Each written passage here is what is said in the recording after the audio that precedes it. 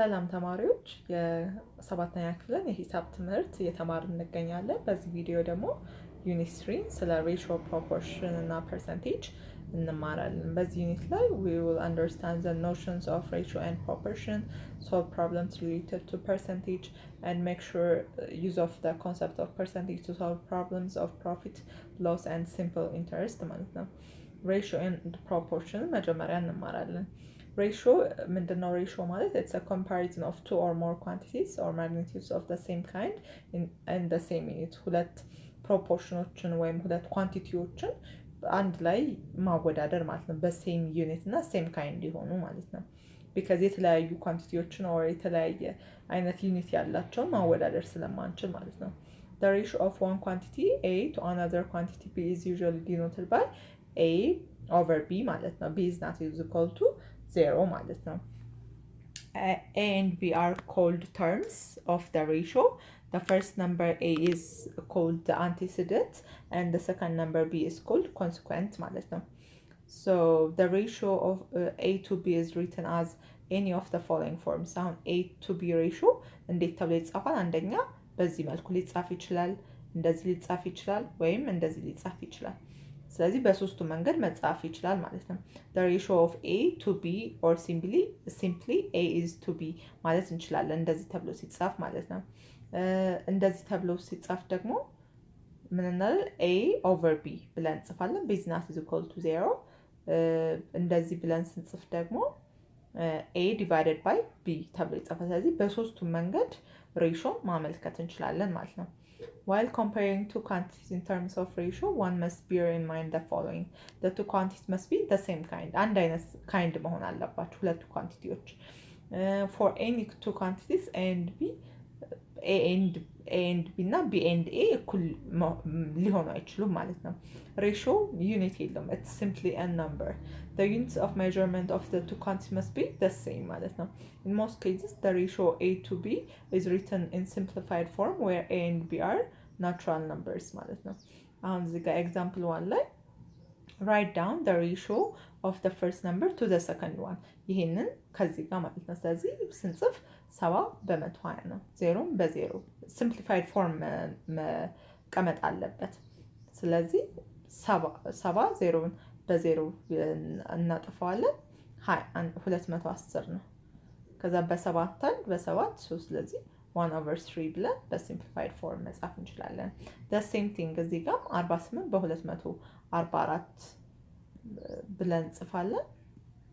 በ4 12 በ4 61 ስለዚህ 12 61ኛ ወይም 12 61 ሬሽዮ ብለን መጻፍ እንችላለን። ስለዚህ እንደዚህ በሲምፕሊፋይድ ፎርም መጻፍ እንችላለን ማለት ነው። write down the ratio of the second number to the first one ይሄ ደግሞ ይቀያየራል። ይሄኛው second number ከፈርስት one ማለት ነው። so ይሄኛው ሲሆን እንዴት ነው የሚሆነው? 132 በ88 ስለዚህ 3 to 2 ማለት ነው። እንደዚህ አድርገን በሲምፕሊፋይድ ፎርም መጻፍ እንችላለን ማለት ነው። እሺ mathematics class consists of 25 boys and 35 girls ይላል። what's the ratio of boys to girls? እሺ ቦይሶች ስንት ናቸው? 25 ብለን ስለዚህ boys to girls ratio ነው የተጠየቅነው። ስለዚህ 25 የቦይስ ነምበር ነው፣ 35 የሴቶች። ስለዚህ 25 to 35 ብለን ይሄንን በሲምፕሊፋይ ፎርም በ5 5 በ5 7 5 7ኛ ብለን መጻፍ እንችላለን። what's the ratio of girls to boys? ይሄ ደግሞ ሴቶች ከወንዶች ሬሽዮ ማለት ነው። ሴቶች 35 ናቸው፣ ወንዶች 25 ናቸው። ስለዚህ በ5 7 በ5 5 7 5ኛ ማለት ነው። what's the ratio of the girls to the total number of students in the class ይላል። ስለዚህ ቶታል ነምበሩ ስንት ነው? 25 ሲደመር 35 አይደለ? ስለዚህ 0 ጽፌ አንደለኝ 3 ሲደመር 2 5 6 ማለት ነው 60 ነው። ስለዚህ 60 ስለሆነ ቶታሉ የሴቶች ከቶታሉ ሬሽዮ ነው። ስለዚህ ሴቶች 35 ናቸው ሲካፈል በ60 ማለት ነው። ስለዚህ በ5 7 በ5 12 7 12ኛ ብለን እንጽፋለን። አሁን ደግሞ ቦይስ ቱ the total number ሬሽዮ ነው። ቦይሶች ስንት ናቸው? 25 ናቸው ቱ 60 ማለት ነው። ይሄኛውንም አቃለን መጻፍ እንችላለን። በ5 5 በ5 12 ማለት ነው። 5 12ኛ ብለን መጻፍ እንችላለን in easy form ማለት ነው። እሺ ሌላ ኤግዛምፕል አንድን ጨምር። if A A ratio to B is 3/6 and B to C ደግሞ 6/7 ከሆነ 3/6 A over B and B over C አይደለ? A over B 3/6 ነው። B over C ደግሞ 6/7 ነው። ስለዚህ አሁን ኤ እና ሲ ነው ፈልጉ የተባሉ። ስለዚህ ሁለቱን እናባዛት 6/6 ትጠፋለች። ስለዚህ ኤ ኦቨር ሲ ማለት 3/7 ማለት ነው። ስለዚህ እዚህ ጋር አሁን እንደዛም ኢዝሊ እቺ 3 ያለች እዚህ ጋር 7 አለች 3/7 ብለን መጻፍ እንችላለን በቀላሉ። Okay, proportion. What's a proportion? It's a relationship between two quantities of variables in which one is a constant multiple of the other. In general, proportion can be defined as follows. A proportion is equality of two ratios ማለት ነው። አሁን እዚህ ጋር ኤግዛምፕል 9 እንደምናየው 5/8 is equal to 10/16 አሁን ሁለቱ ኢኳል ናቸው because 5/8 ይሄ መጀመሪያው ነው is equal to 10/16 10/16 ሲቃለል በሁለት 5 በሁለት 8 ስለዚህ they are equal ማለት ነው። ቢስ 2/3 is equal to 6/9 በሶስት ሁለት በሶስት 3 ስለዚህ they are equal ማለት ነው። ሲም the same thing በአምስት ሁለት ስናደርገው አንድ አይነት ነው። ዲም እንደዛ ስለዚህ they are all proportion ማለት ነው። ሁለቱም ኢኳል ናቸው። ኦኬ ኖታችን ላይ ምን ይላል?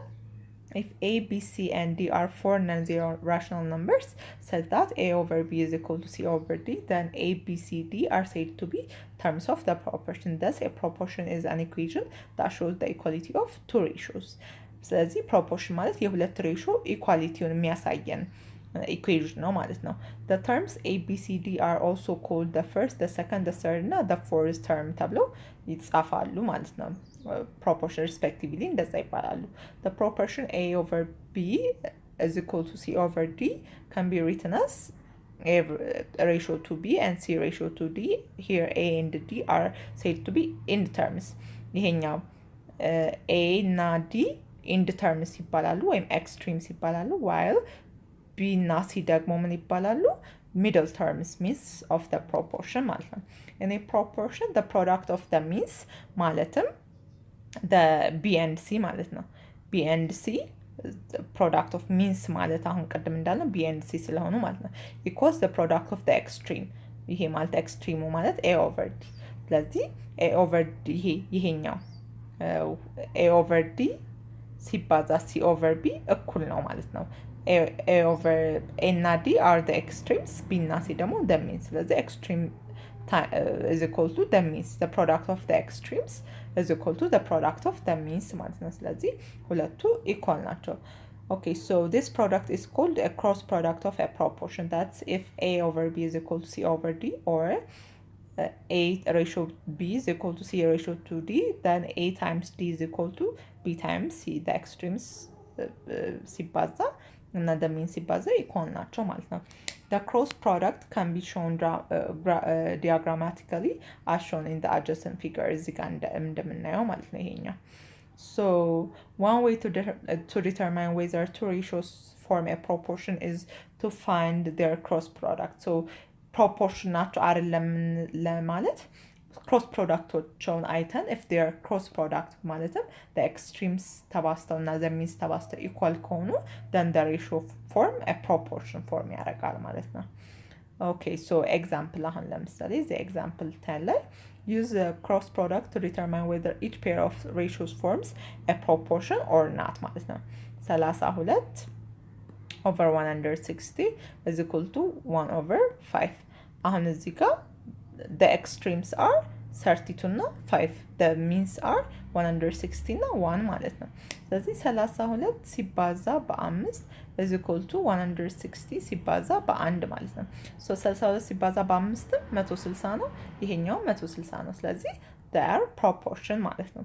ስለዚህ ይሄ A proportion ነው። Bንም እንደዚሁ ቼክ ማድረግ እንችላለን።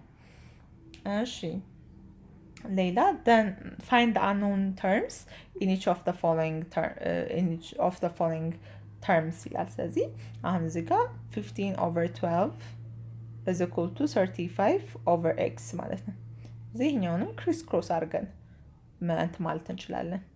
15x is equal to 35 times 12 15x is equal to 35 times 12 እዚህ ጋር 420 ሆኖልናል። ስለዚህ ይሄንን በ15 ይሄንንም በ15 እናካፍለዋለን ማለት ነው። ስለዚህ 15 በ15 ይጠፋል። x is equal to 28 ማለት ነው። ስለዚህ ኤክስ 28 ከመጣልን በኤክስ ፈንታ እንትን ብለን እውነታውን ማረጋገጥ እንችላለን ማለት ነው። ቢም the same thing በዛው መስራት እንችላለን። Okay, so further on percentage ይለናል። ስለ percentage እናያለን። Percentages are comparisons of a given quantity or a part with the whole amount which you call 100. Percentage are commonly used to describe interest, sale prices, test results, inflation, change in profit or loss and much more ማለት ነው። የተለያዩ ነገሮችን ለመግለጽ እንጠቀምበታለን። ኪሳራን፣ የፈተና ሪዛልቶችን፣ ሴል ፕራይሶችን፣ ትርፍን እነዚህን ዲስክራይብ ለማድረግ እንጠቀማለን ፐርሰንቴጅ ማለት በፐርሰንቴጅ the concept of percent is widely percent በዚህ ነው ዲኖት የምትደረገው በዚህች አይታው ምልክት ማለት ነው is widely used in a variety of mathematical application. A stock decreased by 22% of the year ማለት እንችላለን. The sale tax in certain state is 7% or በዚህ አሁን ለምሳሌ 10% ከሰርኩኝ 20% አተረፍኩኝ ምናምን እያለን እንትን ማለት እንችላለን ማለት ነው። The word percent means per 100 for every 100 or hundreds. The symbol of percent is ይሄኛው ማለት ነው እንዳሳያችሁ። ይህ 7% means 7 over 100 ማለት ነው። ይቺ አሁን 7% ማለት ይቺ ፐርሰንቷ 1 over 100 ነው ሲምቦላይዝ የምታደርገው። ፐርሰንት is equal to 1 over 100 ማለት ነው። ፐርሰንት ማለት በዚህ መጻፍ ይችላል 1 over 100 መጻፍ ይችላል። ስለዚህ 7 over 100 ማለት ነው ይሄኛው ማለት ነው። For example 70% can be written as 70% ተብሎ መጻፍ ይችላል። 7 over 100 ተብሎ መጻፍ ይችላል ማለት ነው። ሶ እንደዚህ አድርገን እንትን ማለት እንችላለን። Look at each of the large squares below which are divided into 100 small squares ይላል። አሁን እዚህ ጋር ሼድ የተደረገው ከመቶ ስሞል ቦክሶቹ 2 ነው። ስለዚህ 2% ብለን ሼድድ ሪጅኑ 2% ነው ብለን መጻፍ እንችላለን። ይሄኛ ደግሞ ከመቶ ስሞል ስኩዌርስ 20ው ሼድድ ሶ 20% ሼድ ተደርጓል ብለን መጻፍ እንችላለን ማለት ነው። ኦኬ ካልኩሌቲንግ ቤዝ አማውንት ፐርሰንት ኤንድ ፐርሰንቴጅ መጀመሪያ ስለ ፐርሰንቴጅ how to calculate percentage የሚለውን እንማራለን። Percentage is a part of the base number or part of the whole, which means one number gives some part of or some percent of another which denotes the whole ማለት ነው። ቅድም እንዳየነው ነው። Percentage percent ወይም rate times base or ወይም whole ብለን እንላለን። Since a percent is a ratio of a number of parts to 100, we can use this fact to rewrite the formula above as follows ማለት ነው። Percentage is equal to rate times whole ብለን መጻፍ እንችላለን። አሁን እዚህ ጋር calculate the percentage of each of the following ብሎ እንተይልልናል።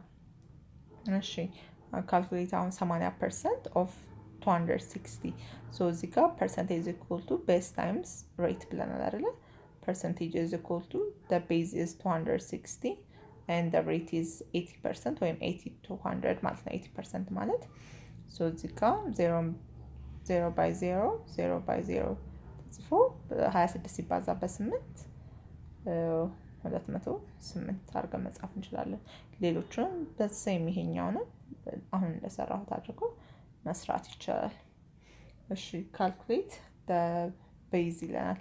ቤዝ ፎርሙላ እንትን ለማለት በዛው ፎርሙላ ማድረግ እንችላለን። አሁን percentage equal to base times rate ብለን የለ ሶ ቤዝ ማለት percentage over rate ማለት ነው።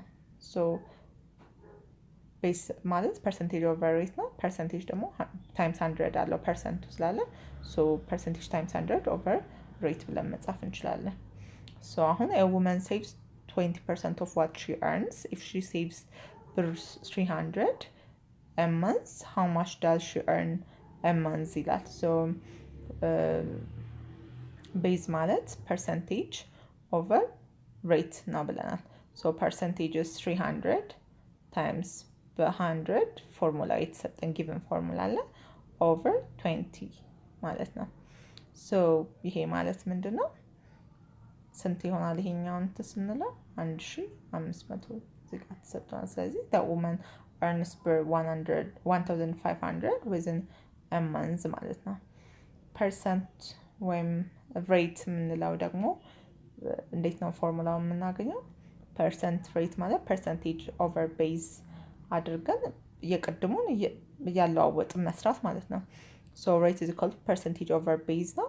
ሬት ኢዝ ኢኳል ቱ ፐርሰንቴጅ ኦቨር ቤዝ ታይምስ 100% አድርገን መስራት እንችላለን። ሶ ፋክትሪ ይሄኛው ጊቭን ፎርሙላ ነው። ይሄኛው ጊቭን ፎርሙላ ነው። ሶ ይሄኛው ማለት ነው። So a factory has 1,200 workers of which 720 are male and the rest are female. What percent of workers are female ይለናል። መጀመሪያ 1200 ሰራተኞች አሉ፣ 700ዎቹ ሜል ናቸው። ስለዚህ የፊሜሎቹን ቁጥር ያስፈልገናል። ስለዚህ 1200 ሲቀነስ 720 ስናደርገው የሴቶቹ ነምበር 480 ነው። ሶ ሬት ማለት ምን ብለናል? ፐርሰንቴጅ ኦቨር ቤዝ ታይምስ 100%። ይሄኛው ማለት 100 ባይ 100 ማለት ነው። ሶ ሬት ማለት ፐርሰንቴጁ ስንት ነው? የ480 ኦቨር ቤዙ ቶታል ነምበር 1200 ነው ታይምስ 1000 ኦቨር 1000 ማለት ነው። ሬት ኢዝ ኢኳል ቱ 48000 ኦቨር 1200 ታይምስ 1 ኦቨር 100 ነው የሚቀረን። እሱ ማለት ደግሞ ፐርሰንታችን ነው። እዚህ 0 በ2 0 ይጠፋል። በዚህ ስናደርገው ሬታችን ስንት ነው? 40% አድርገን እናመጣዋለን ማለት ነው። ፈንክሽናል ሪሌሽንስ አመንግ ቤዝ ፐርሰንት እና አማውንት ይለናል። አሁን እዚህ ጋር 9 ኦቨር 50 ተብሏል አይደለ? እዚህ ጋር ተሳስተው 9 ኦቨር 10 ለማለት ነው። አሁን ይሄኛው በ10 10 ብናባዛ 90 ኦቨር 100 ይሆናል። ሶ 9 ኦቨር 10 እና 90 ኦቨር 100 they are the same 45 ኦቨር 80 ይለናል። እዚህ ጋር ይሄኛው በ1.25 በ1.5 ቦዝ ብናባዛ 56.25 ኦቨር 100 ይሆናል። ሶ ኢትስ the same ይሄኛውም አንድ አይነት ነው። ሁለቱ 45 ኦቨር 80 እና 56.25 ኦቨር 100 ማለት ነው። the equivalent fraction given in example 19 ቅድም እዛኛው ጋር ያለው ማለት ነው። a over b is equal to p over 10 where a is amount ነው, b is called base and p is called percent. ስለዚህ ይሄኛው amount ነው፣ ይሄኛው base ነው፣ ይሄኛው ደግሞ percent ነው ማለት ነው። ስለዚህ ይሄን ፎርሙላ በደንብ መያዝ አለብን። አሁን እዚህ ጋር አንድ ኤግዛምፕል ተሰጥቶናል። ሲራክ receives a salary of ብር 5000 ወይ 5000 per month. Of this amount 40% is deducted for income tax. Find the amount deducted for income tax ማለት አማውንቱን የተጠየቅን። ስለዚህ ምንድነው ፎርሙላችን? አማውንት ኦቨር ቤዝ is equal to percent over 100 ማለት ነው። ሶ ይችን ነው የምንፈልገው የተጠየቅነው። አማውንት ኦቨር ቤዛችን ስንት ነው? 5000 ብር። ሶ ታክሳችን ደግሞ እዚህ ጋር ተሰስቶ 20% ለማለት ነው። ሶ 20 ኦቨር 100 ማለት ነው። ሶ ይሄንን ክሪስ ክሮስ እናደርጋለን። 5000 ሲባዛ በ20 ኦቨር 100 is the amount ማለት ነው። ሶ 0 በ0 ይጠፋል። 0 በ0 500 times 2 1000. So the amount deducted for the income taxes ብር 1000 ብር ማለት ነው። So application of percentage in calculation ይላል። So percentage increase ምንለው ምንድነው? prices and salaries often increase by percentage። አንዳንድ ጊዜ increase ያደርጋሉ፣ አንዳንድ ጊዜ ደግሞ decrease ሊያደርጉ ይችላሉ። ስለዚህ ይሄኛውን ነው እዚህ እንትን ላይ የምንማረው። percentage increase ማለት actual change over original quantity times 100%። አሁን አንድ ዕቃ 50 ብር የምትገዙ ከሆነ ከአንድ ሳምንት በኋላ ስትሄዱ 5 ብር ጭማሪ ካለው ያን ፐርሰንቴጁን እንዴት ማግኘት እንችላለን? አክቹዋል ቼንጁ ስንት ነው? አሁን 50 ከሆነ 55 ከሆነ ቼንጁ 5 ብር ነው። ሶ ኦሪጂናል ኳንቲቲው ደግሞ 50 ብር ነበረ።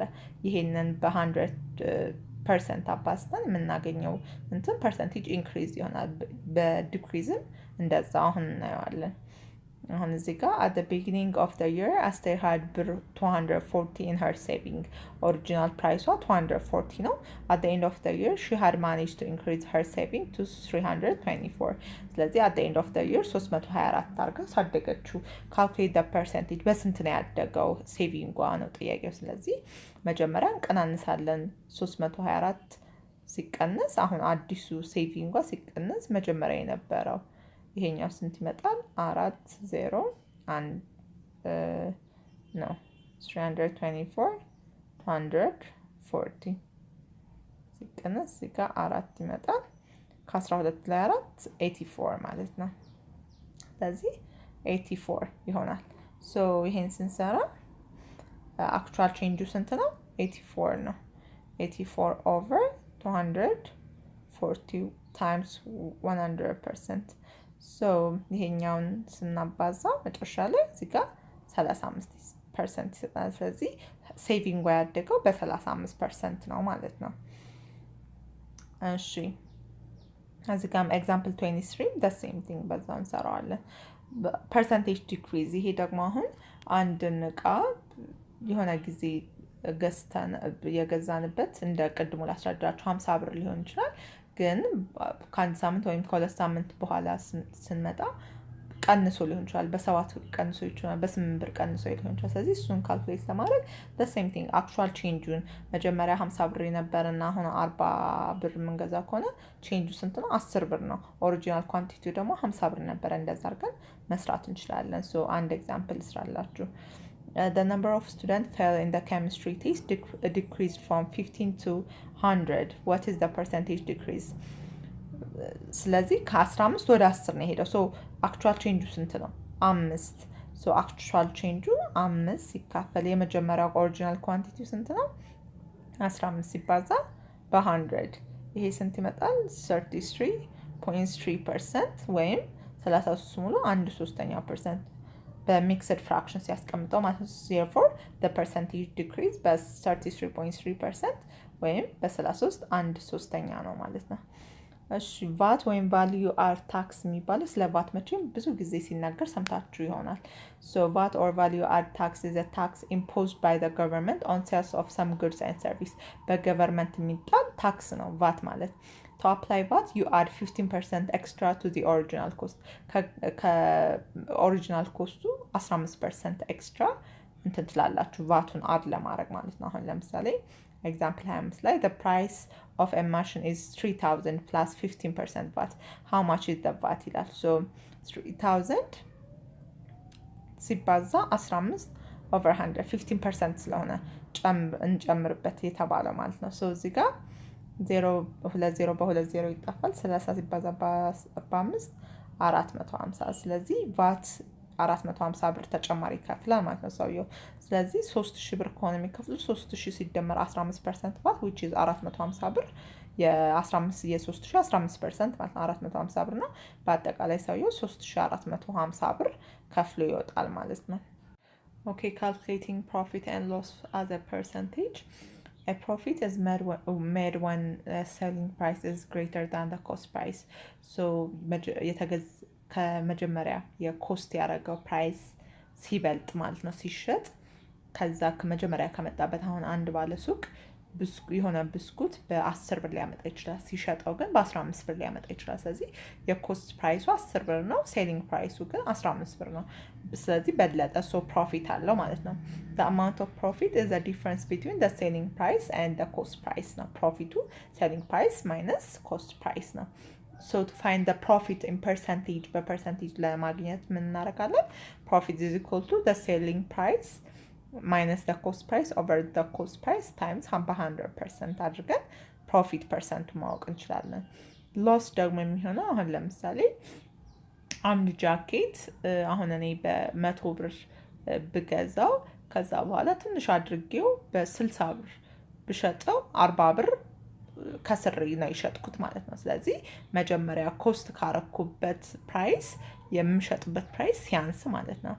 ሶ ሎስን ካልኩሌት ለማድረግ ደግሞ ኮስት ፕራይስ ማይነስ ደ ሴሊንግ ፕራይስ አድርገን ነው። ሶ ሎስ ፐርሰንቴጅ ለማወቅ ደግሞ ኮስት ፕራይስ ማይነስ ሴሊንግ ፕራይስ ኦቨር ኮስት ፕራይስ ታይምስ በ100% አድርገን መጻፍ እንችላለን ማለት ነው። አሁን ይሄንን ኤግዛምፕል ለማስረዳት ኤግዛምፕል 26 ምን ይለናል? A shopkeeper buys a jacket for ብር 500 and gives it a clean then sells it for ብር 640። ስለዚህ መጀመሪያ በ500 ብር ነው የገዛ። ከዛ ክሊን አድርጎ ምን አድርጎ በ640 ብር ሸጠው። ስለዚህ ፕሮፊት ነው ያለው ስለጨመረ ማለት ነው። ስለዚህ ይሄን እንዴት ነው ፕሮፊት ፐርሰንቴጁን ማወቅ የምንችለው? is equal to the selling price እንትን selling price 640 minus 500 over the cost price times በ100% ማለት ነው። እዚህ ጋር 100% አለ። ስለዚህ ፕሮፊት ፐርሰንቴጃችን ስንት ነው የሚሆነው? 140 over 500 times በ100%። ስለዚህ እዚህ ጋር 20 ስንጨምር 14 over 500 ሲባዛ በፐርሰንት ማለት ነው። ይሄኛው 28% ይመጣል። ስለዚህ ፐርሰንቴጅ ፕሮፊቱ 28% ነው ማለት ነው። ሎስስ እንዴት ነው ካልኩሌት የምናደርገው? ሎስም the same thing ብዙ አይለይም። ኮስት ፕራይሳችን አሁን እዚህ ጋር ዳሜጅ ካርፔት which costs 180 መጀመሪያ ያወጣ የነበረ በኋላ ሲሸጥ 100 ብር ሆነ። ስለዚህ ከስሮ ነው የሸጠው ሰውየው። ሶ ሎስ ፕራይሳችንን ለማወቅ ኮስት ፕራይስ አለ 180 ሲቀነስ the selling price over the cost price 180 times በ100%። ሶ ይሄኛው ሲቀናነስ ስንት ይሆናል? 80 over 180 እዚህ ጋር 20 እንጨምራለን 8000 ሲባዛ በፐርሰንት ማለት ነው። ይሄኛው መጨረሻ ላይ ስናበዛ 44.44% እየሆነ ይመጣልናል ማለት ነው። ኦኬ simple interest. Okay, so when money is lent particularly for business, the borrower is expected to pay for the use of the money. Charge the amount of money borrowed is called the principal and the charge made for the use of the money is called interest. ዋናው የተበደረው አሁን አንድ ሰው ከባንክ ቢበደር የተበደረው አማውንት አለ እሱ ፕሪንሲፓል ይባላል። ላይክ መጀመሪያ የተበደረ ማለት ነው። ሶ የሚከፍለው ወለዱ ደግሞ አሁን ለምሳሌ በ17% ወለድ በ12% ወለድ እና የሚባል የለ እሱ ደግሞ ኢንተረስት ይባላል ወለዱ ማለት ነው። ለተጠቀመበት የሚከፍለው ማለት ነው። ምክንያቱም ባንክ ዝም ብሎ አያበድርም። አሁን ለዛ ሰው ሲያበድር የተጠቀመበትን የሚከፍልበት እንትን አለ አሰራር አለ እሱ ወለድ ወይም ኢንተረስት ይባላል። So interest of the money borrowed is paid at definite time intervals. Monthly ሊሆን ይችላል, quarterly, half yearly or yearly ሊሆን ይችላል. It's usually renoked as a percentage of the principal for the period stated until the loan is repaid ማለት ነው. The interest paid on the original principal only during the whole interest period is called simple interest. Simple interest can be expressed in terms of the following ማለት ነው። simple interest ማለት principal times the rate times time ማለት ነው። አሁን ለምሳሌ ኤግዛምፕል 29 ላይ if ብር 1200 is invested at 10% simple interest per annum then what's the amount after 5 years? ስለዚህ መጀመሪያ simple interestታችንን ለማግኘት ፕሪንሲፕል አለ። ሶ 1200 መጀመሪያ አማውንት ማለት ነው ሲባዛ እንትኑ ሬቱ አለ 10 over 100 10% ማለት ነው ሲባዛ per annum ስለሆነ after 5 years ስለሆነ 5 ማለት ነው። ስለዚህ ኢንተረስታችን ስንት ይሆናል? 600 ብር ማለት ነው ኢንተረስታችን ወይም ወለዳችን። አሁን የተጠየቅነው ምንድነው? አማውንቱ ነው። አማውንት ደግሞ ፕሪንሲፓል መጀመሪያ የተሰጠን ብር ሲደመር ኢንተረስት ነው። ስለዚህ ወለዱና መጀመሪያ የተሰጠን ብር ስለዚህ 1200 እና 600 1800 አርጎ ይከፍላል ማለት ነው። እሺ ሌላ አንድ ኤግዛምፕል ስንጨምር find the simple interest on ብር 700 at 12% rate of 3 months ይለናል። So እዚህ ጋር the simple interest ለማግኘት principal times rate times time ነው። So the principal 700 ነው times 12 over 100 times 3 months ወይም 1 over 4 አድርጎ ነው የወሰደው እዚህ ጋር ሶ ኢንተረስታችን ኢዝ ኢኳል ቱ እነዚህን ስናባዛው 8400 ይሆናል። 4 ሲባዛ በ100 400። ሶ ይሄኛው ሲሆን 21 ብር 21 ኢዝ አወር ኢንተረስት ወይም ወለዳችን ማለት ነው። ስለዚህ በዚህ እናጠቃልላለን ማለት ነው። በሚቀጥለው ደግሞ በዩኒት 4 የሰባተኛ ክፍል ሂሳብ ትምህርት ላይ እንገናኛለን ማለት ነው።